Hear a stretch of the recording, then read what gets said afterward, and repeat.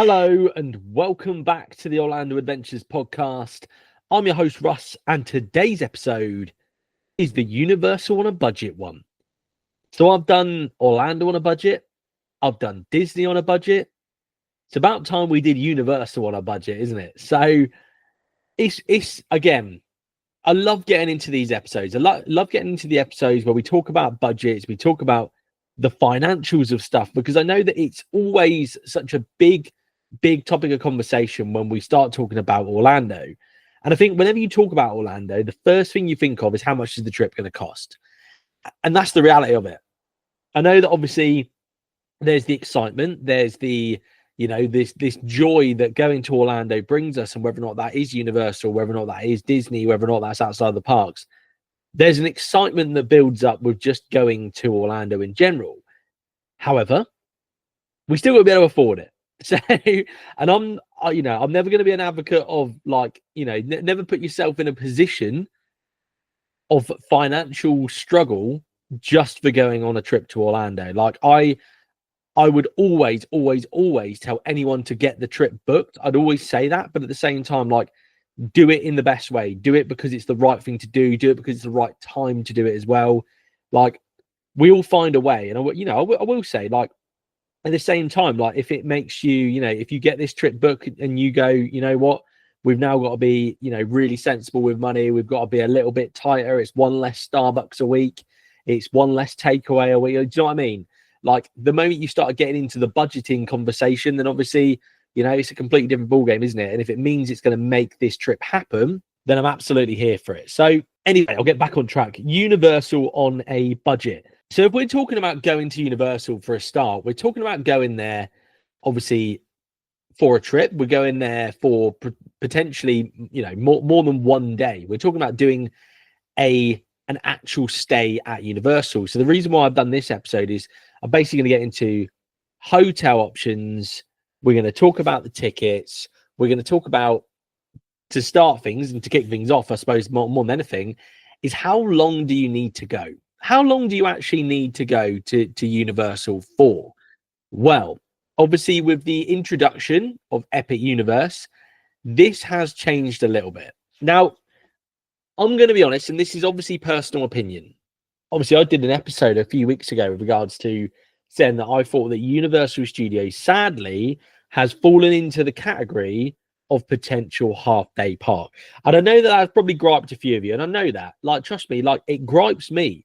It gripes me bad, because I love that park. That park is the part that made me fall in love with Orlando. Like, genuinely. If I think Orlando, I think of Universal, and I think of, I remember two trips in a row. I didn't do Disney. I did 2 trips in a row. I did Universal, I did SeaWorld, I did Busch Gardens, and I did a lot of shopping. I did a lot of stuff outside of the parks as well. But if we're talking doing a solely Universal trip, how long do you actually need?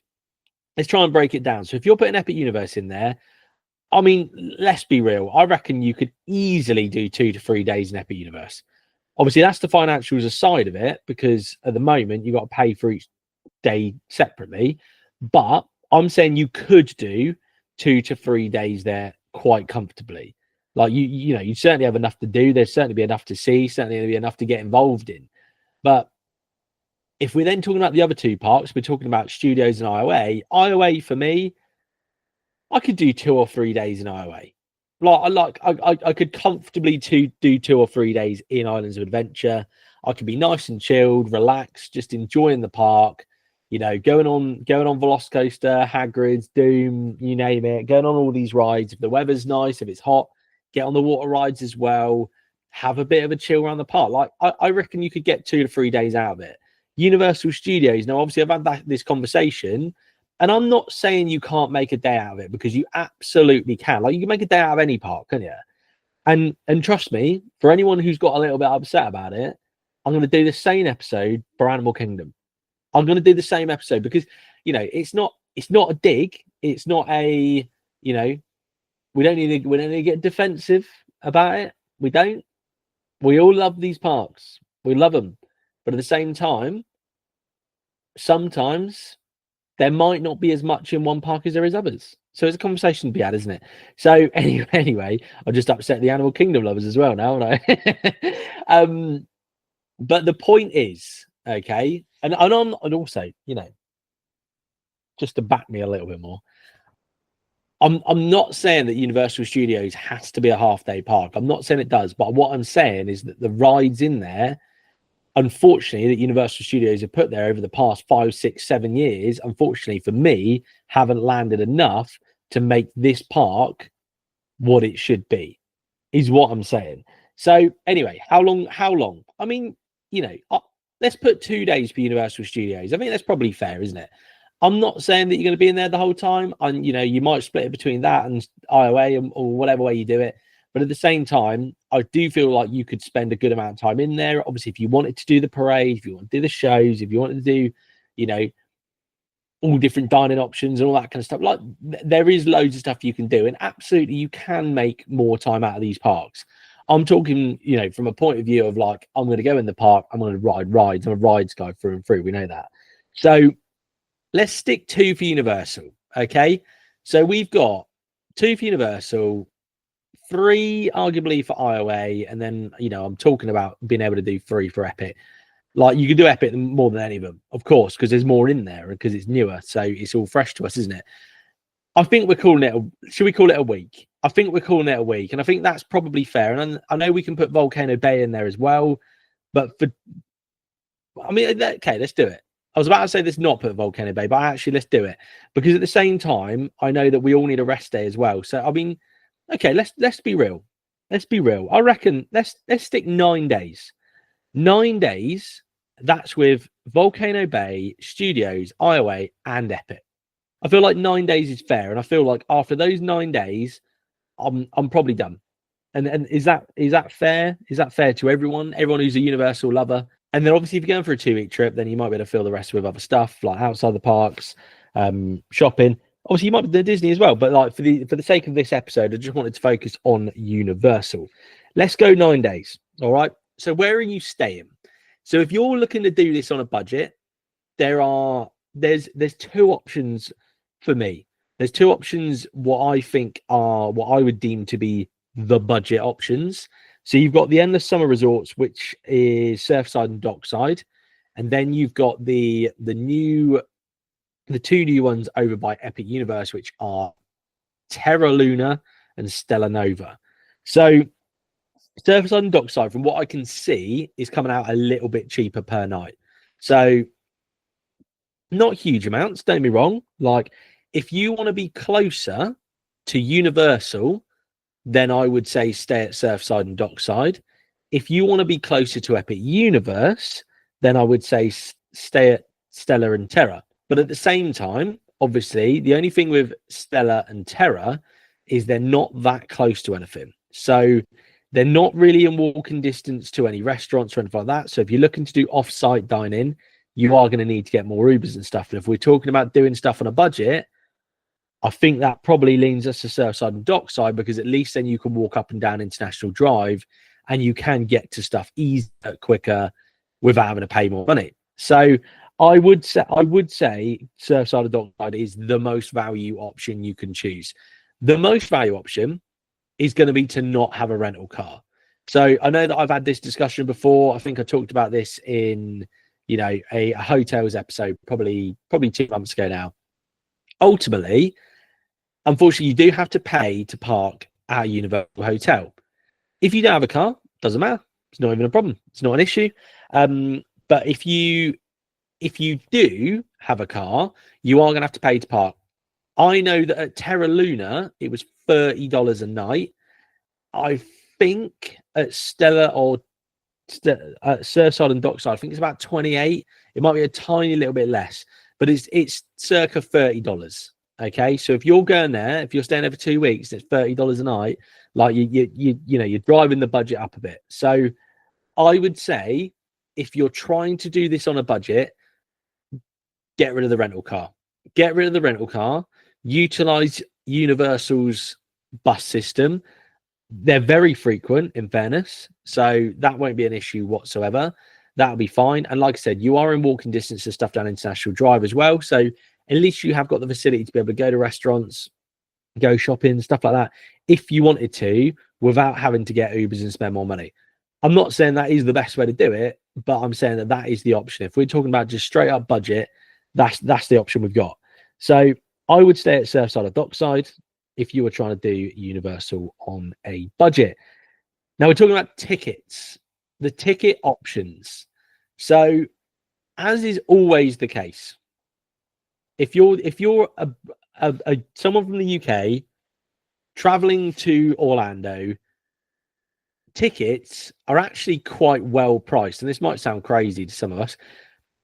The tickets are quite well priced for us as like 14-day tickets.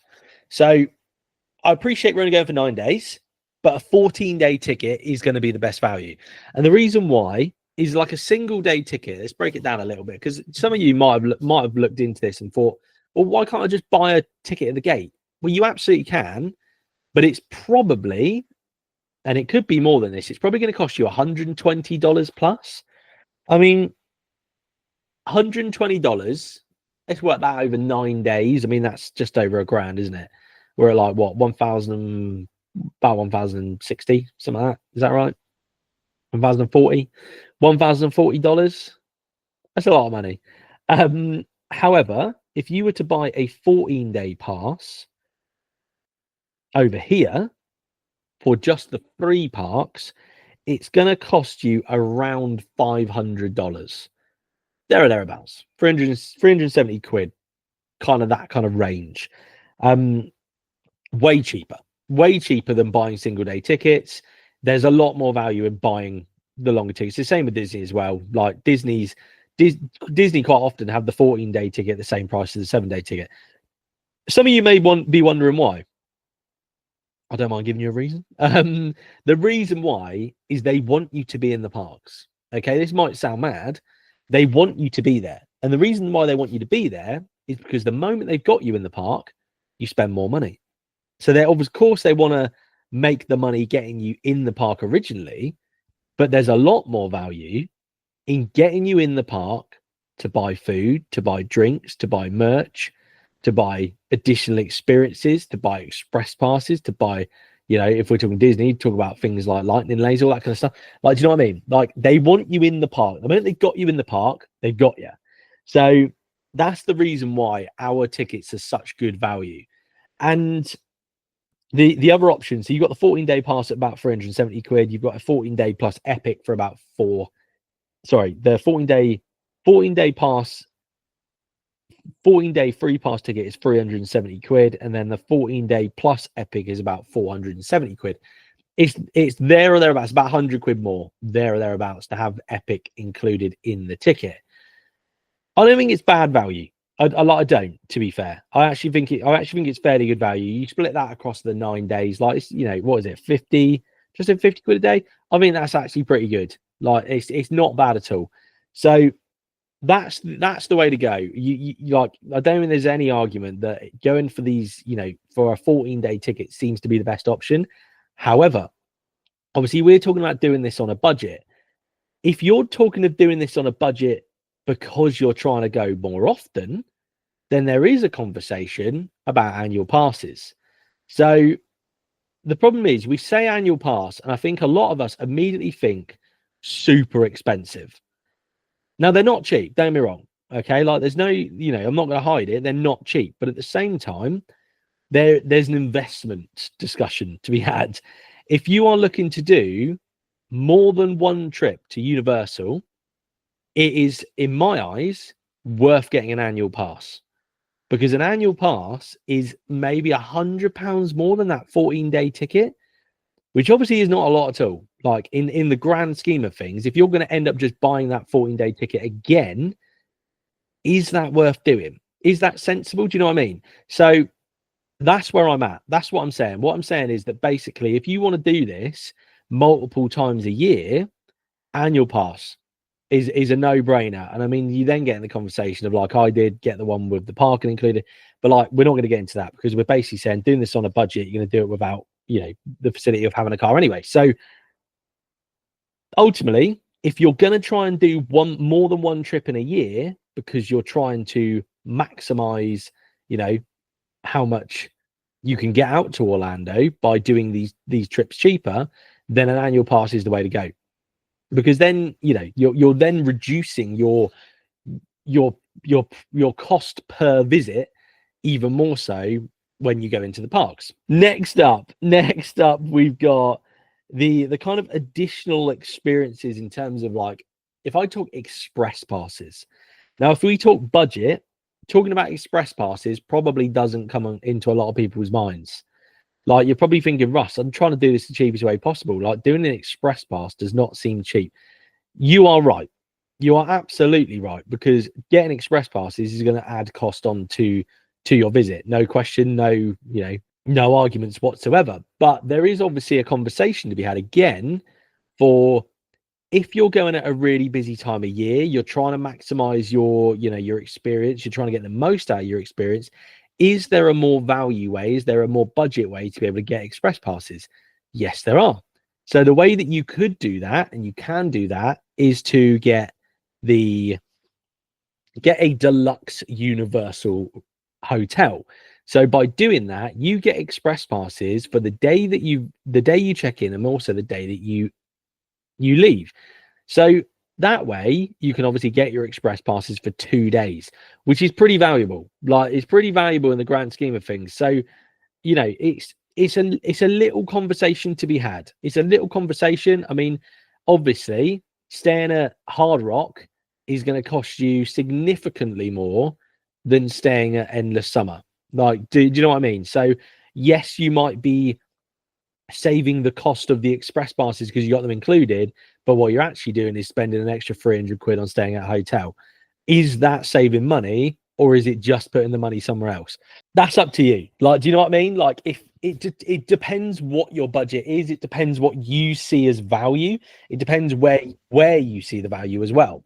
So that you know, I just wanted to put it as a side note. You do get that. Like, some people do know it, some people don't, but that is an option. That is an option for you. It might make your trip more value friendly in terms of experience as well, and it might make it more value friendly in the terms of, you know, you might be someone who normally buys express passes but you didn't know.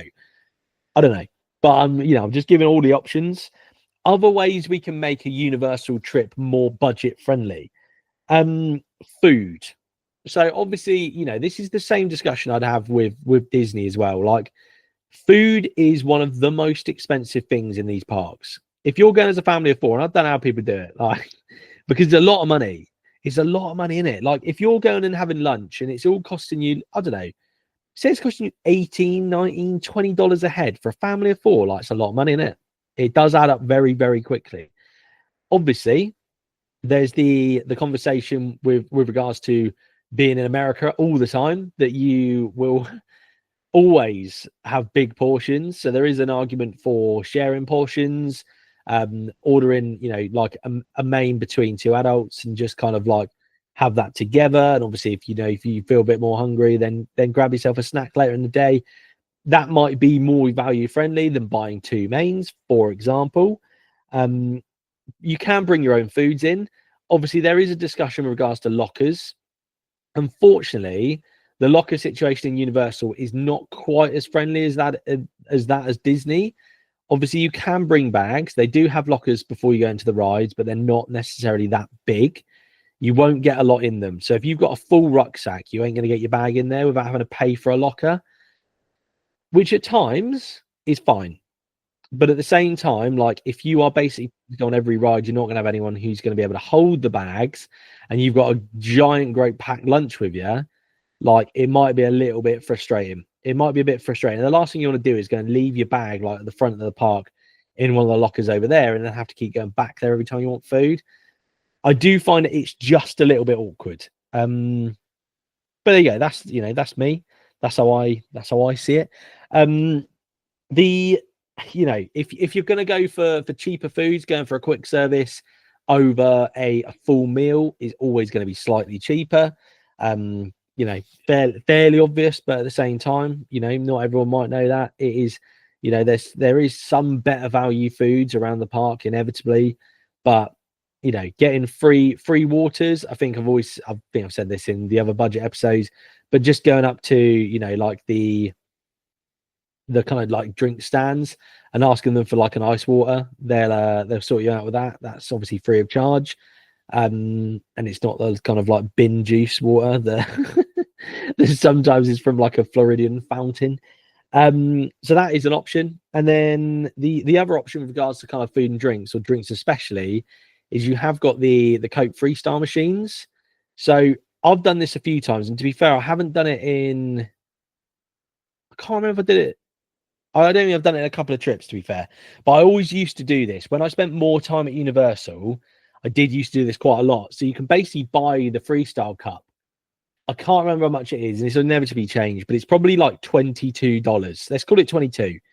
Okay, which sounds like quite a lot of money. $22, like a 500ml cup. You basically pay that and it's charged up, and you can go to these Coke Freestyle machines that are dotted around the park and top it up. I think it's every 10 minutes. I don't think you can do it sooner than 10 minutes. You can do it a lot. Okay, so basically, if you were to go and buy a Coke, I'm pretty sure it ends up being about $6. So if you drink anything over 3 cup worths of fountain beverage, then it's worthwhile. Okay, you are in Florida, it's hot, you need to stay hydrated, you're going to be thirsty, you're going to drink more than 3. I can tell you. Also, get it between 2 of you, share it. Like, and that way, obviously, every time you go past a freestyle machine, just go and top it up. It is, in my opinion, the best value for money for being able to save any money in this park, or these parks at very least. Like, it's a no-brainer. And I know that the original kind of investment of $22, $23 feels like a lot, but genuinely, once you have that, it's so much better because you just feel hydrated. You're not thinking, well, I don't really want to go and buy another drink for $6 again. Do you know what I mean? Like, I think it's the way to go. I do think it is the best option in my opinion. But that's most of the ways that we can do this trip on a budget. Like, obviously, you know, there's always ways that you can book things slightly cheaper. You can book tickets from different places, you know, all that kind of stuff. But ultimately, I know that if we're having this discussion, it's probably about trying to get out here more often. And I know that, you know, some people, I will say this, some people will probably look at it and go, we're going to Orlando, our non-negotiable is Disney. And that's fine. There is the flip side of that. And some people, their non-negotiable is Universal.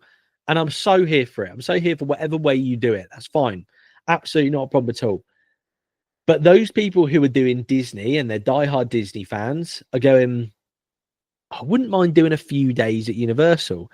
How can I do it the most budget-friendly way possible other than just spending loads? Because I think with the introduction of Epic Universe, for sure, it's certainly more of a discussion as to whether or not Universal as a trip on its own is a lot more feasible and doable now that Epic Universe is there as well. Because obviously, you know, I don't think there's any argument, I don't think there's any doubt. You can do a Disney trip for 2 weeks just in Disney, and you'll barely scratch the surface in terms of stuff you can do. I don't feel like that's quite the same for Universal, but I feel like with the introduction of Epic Universe, it's certainly getting there. There's no dispute about that. It's an unbelievable park. You've heard me rave about it. I think it's the best park in Orlando. I genuinely do. And I think that the moment Universal add, you know, something to replace Rip Ride Rocket, they potentially do something with Fast and Furious, we're cooking. Like, we're having a big conversation about Universal Studios being a much more busier park and a lot more stuff to do. And I think there's the same discussion to be had with Islands of Adventure as well. Like, the moment they do something with Lost Continent, the moment they do something potentially to either Seuss Landing, or they do something to Toon Lagoon or Marvel Superhero Island, like, the moment they make one of these changes, like, we're talking about the park getting boosted significantly. And at that point, you know, there's a big discussion for, you know, how long do you spend in these parks? How long do you need to spend in these parks? Can you just do a week trip?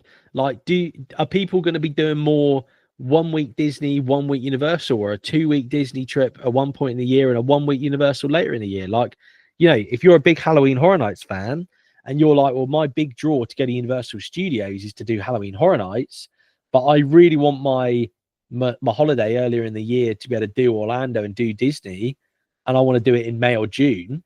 Like, are you doing your 2-weeker in May or June and then doing a 1-weeker in October for Universal? That's why this episode, I think, you know, is a topic I wanted to cover. It was something I wanted to try and discuss, because I think there is certainly this discussion going around that I think that the more we do these parks, the more we want to go back, and we've got to try and find ways of it being feasible.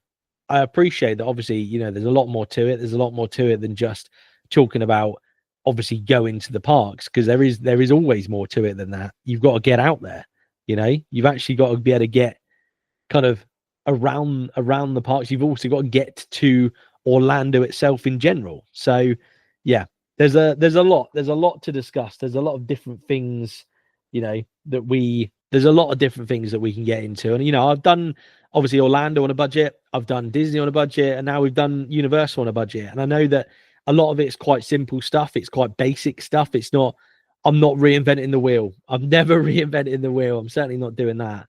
But it's just passing the information on. It's having the conversation, because I think that there is a lot to be said. There's a lot to be said for getting out to these parks as frequently as you possibly can.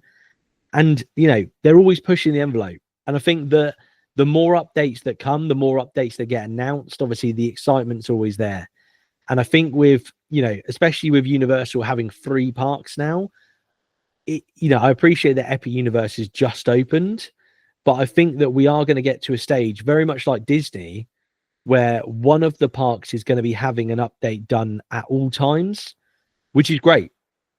And I know that, like, there's a discussion about not wanting to see, you know, construction walls and cranes and stuff like that all the time. And I totally get that, because, you know, it is a bit of an eyesore by all means. But at the same time, if it means that we're getting a new land or we're getting a new ride sorted out, like, we're here for it. Of course we are. So yeah, you know, like I said, because obviously with regards to Disney, I think that there's always something going on.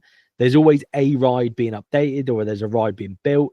And I think that Universal, I think that basically they've been waiting for Epic Universe to be done. And the moment that Epic Universe is done, I think that they're going to turn to studios. Obviously, the announced closure was Rip Ride Rocket. I think it's 18th of August. That's going. And they won't hang around. You know what Universal are like. They don't hang around. They get on with it. So we can expect to see that ride, whatever ride's going in there, we can expect to see it end of 26. I'd be very, very surprised if it's not end of 26. If not before. Like, they are quick. They are quick with what they do. So we'll see. We'll see what they do. It's exciting times. And you know, these are always exciting things and exciting conversations to be had. And, you know, I think that doing a solely Universal trip with the hotels that they've got on offer as well, I will just say, I stayed at Terra and I go there again. I know I have said that I thought that the parking for having a car there was a bit of a joke, to be honest with you. But it is what it is. And, like, as long as you price that in, you know that you go into it knowing that you're gonna have to pay the $30 a day. Like, you know, it is what it is. Like, it's not the end of the world. But at the same time, like, that hotel, I loved it. Absolutely loved it. I thought it was a wonderful hotel. I thought it looked great. It felt great. It just gave me all the vibes. I was very, very happy being at Terra Luna. So anyway, that's me. That's where we're at. Universal on a budget. Can it be done? Of course it can be done. But I think we just need to be a little bit smart. Ultimately, you know, if we're talking about staying on site, we've got to go for the budget. It's going to be Surfside or Dockside. Ticket wise, if you're doing more than one trip, get an annual pass. Like, it's the way to go. I don't think there's an argument. I think it is the way to go, without a shadow of a doubt. If you're only going for one trip, 14-day ticket is the way to go. Single day tickets are not the one. They're not as value friendly. They're not really aimed at us as a UK audience. So I would say, yeah, go and get your 14-dayer. If you want express passes, go and stay at a deluxe. Weigh up how much more it is. If you're going with 2 of you, if you're going with 4 of you, you might be able to split the cost. It ends up being quite good. And then there's the food and drink discussion. You know, there is money to be saved there. Coke Freestyle. Coke Freestyle is my top tip. That is one of the best ways to save money going into these parks.